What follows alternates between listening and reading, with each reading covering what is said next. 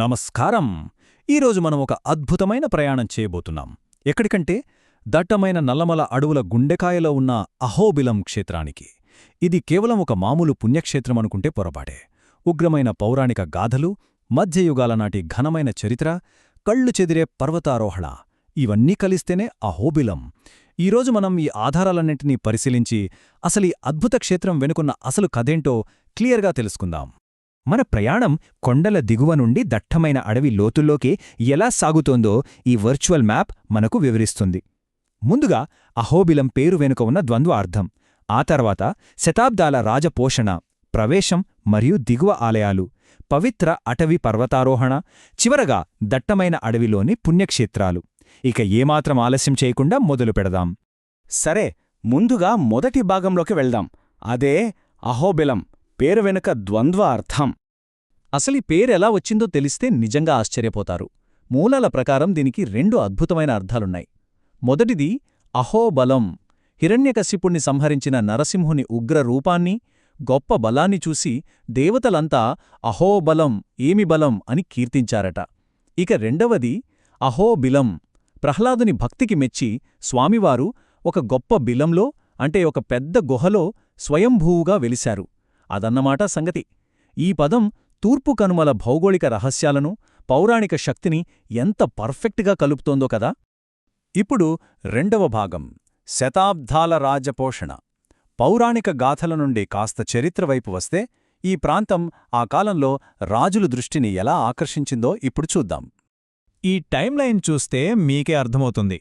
పల్లవులు, చోళులు, కాకతీయులతో మొదలై విజయనగర రాజుల కాలం నాటికి అహోబిలం ఒక రేంజ్కి, అంటే తన స్వర్ణయుగానికి చేరుకుంది. శ్రీకృష్ణదేవరాయలు స్వయంగా ఇక్కడికొచ్చారంటేనే అర్థం చేసుకోవచ్చు ఇది ఎంత ఫేమస్సో. ఇక క్రీస్తుశకం 1400లో ఆదివాన్ శతకాపస్వామివారు ఇక్కడ ప్రసిద్ధ అహోబిల మఠాన్ని స్థాపించారు.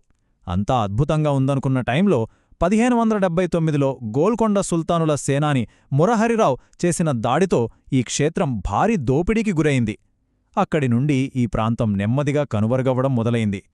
ఇక్కడ నిజంగా ఆసక్తికరమైన విషయమేమిటంటే 1830 నాటికి ఈ ప్రాంతం ఎంతలా మారిపోయిందో యాత్రా చరిత్రకారుడు ఏనుగుల వీరాస్వామయ్య గారి మాటల్లో మనం స్పష్టంగా చూడొచ్చు. ఎగువ, దిగువ అహోబిలాల మధ్య అప్పట్లో భయంకరమైన చీకటి అడవి ఉండేదట. కనీస సదుపాయాలు లేవు, అక్కడి నీరు తాగితే రోగాలొచ్చేవి. ఒకప్పుడు మహారాజులు పూజించిన ఈ గొప్ప క్షేత్రం మనుషులు అడుగు పెట్టడానికి కూడా భయపడే స్థాయికి మారిపోయిందని ఆయన రాసుకొచ్చారు. వింటేనే కొంచెం ఆశ్చర్యంగా, భయంగా అనిపిస్తుంది గదా. సరే, గతాన్ని కాసేపు పక్కన పెట్టి మూడవ భాగం, ప్రవేశం మరియు దిగువ ఆలయాల గురించి మాట్లాడుకుందాం. ఈ రోజుల్లో ఒక యాత్రికుడు అక్కడికి వెళితే అసలు పరిస్థితి ఎలా ఉంటుందో తెలుసుకుందాం.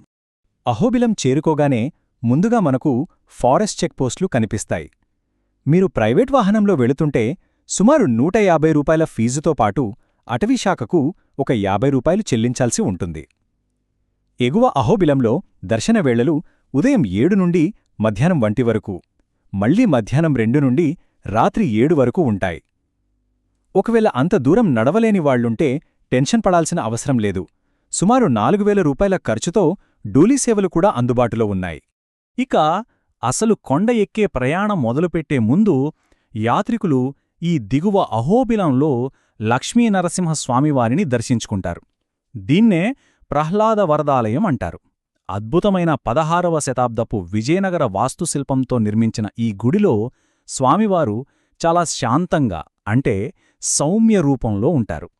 ప్రతిరోజూ ఉదయం 5:50కే ఇక్కడ జరిగే గోపూజ చూస్తే మనసుకు చెప్పలేనంత ప్రశాంతత దొరుకుతుంది. ఆ తర్వాతే అసలైన కఠినమైన యాత్ర మొదలవుతుంది.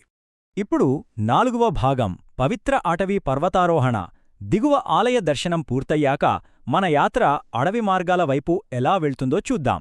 కాబట్టి ఇక్కడ మనం గుర్తుంచుకోవలసిన కీలకమైన అంశమేమిటంటే, ఇక్కడ స్వామివారు 9 వేర్వేరు రూపాల్లో, అంటే నవనారసింహులుగా కొలువై ఉన్నారు. ఈ 9 ఆలయాలు ఒకే చోట లేవు, అడవిలో నలుమూలల విస్తరించున్నాయి. ఇందులో అహోబిల్లా, యోగానంద, ఛత్రవాట ఆలయాలకు సులభంగానే చేరుకోవచ్చు. కాని జ్వాల, మాలోల, క్రోధ, కారంజ ఆలయాల్ని చూడాలంటే మాత్రం కొంచెం కష్టమైన అటవీ మార్గంలో ట్రెక్కింగ్ చేయాల్సిందే. ఇక పావన, భార్గవ గుడులైతే దట్టమైన అడవిలో చాలా లోపలుంటాయి. ఈ ట్రెక్కింగ్లో వరాహనరసింహస్వామి ఆలయం దగ్గర భక్తులకు 2 దారులు కల్పిస్తాయి. కుడివైపుకి తిరిగితే కేవలం ఒక 250 మెట్లు ఎక్కి ప్రశాంతమైన మాలోల నరసింహుని దగ్గరికి సులభంగా వెళ్ళిపోవచ్చు. దీనికి ఓ అరగంట పడుతుంది. కాని ఎడమవైపున్న వంతెన దాటి వెళ్తే మాత్రం సాక్షాత్తు హిరణ్యకశిపుణ్ణి వధించిన ఉగ్రమైన జ్వాలానరసింహుని దారి వస్తుంది. భవనాశిని నది వెంబడి సాగే ఈ మార్గంలో దాదాపు 900 మెట్లు ఎక్కాలి. అంటే గంటన్నర పైనే పడుతుంది. ఇది అటు ప్రకృతి అందానికి, ఇటు భక్తుల ఓపికకు జరిగే అసలైన పరీక్ష. ఆ మాలోల ఆలయానికి కాస్త దూరంలోనే ప్రహ్లాద బడి అనే ఒక పవిత్రమైన గుహ కూడా ఉంది. ఇక్కడే సాక్షాత్తు ప్రహ్లాదుడు విద్యాభ్యాసం చేశాడని అంతా నమ్ముతారు.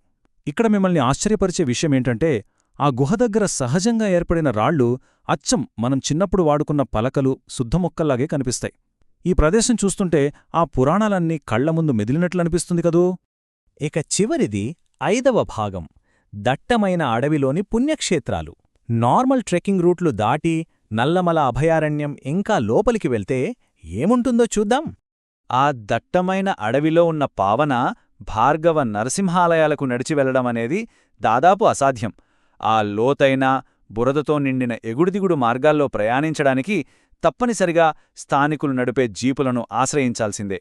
రూటు కష్టంగా ఉన్నా ఆ అనుభవం మాత్రం అద్భుతంగా ఉంటుంది. భార్గవ నరసింహ ఆలయం దగ్గర అక్షయ తీర్థమనే పవిత్ర కొలను ఉంది. పరశురాముడు ఇక్కడే తపస్సు చేశాడట.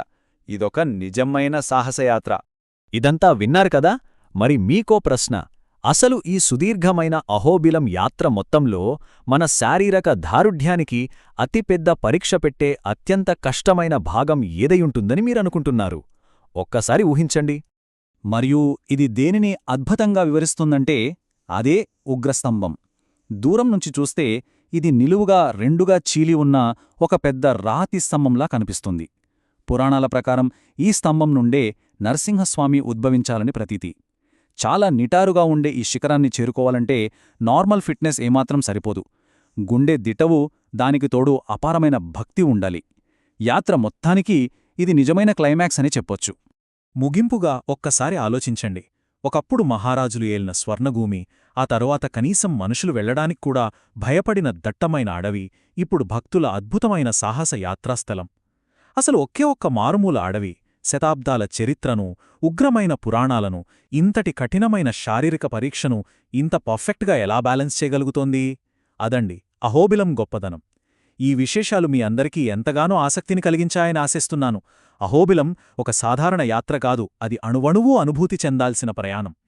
మరొక ఆసక్తికరమైన అంశంతో మళ్ళీ కలుద్దాం.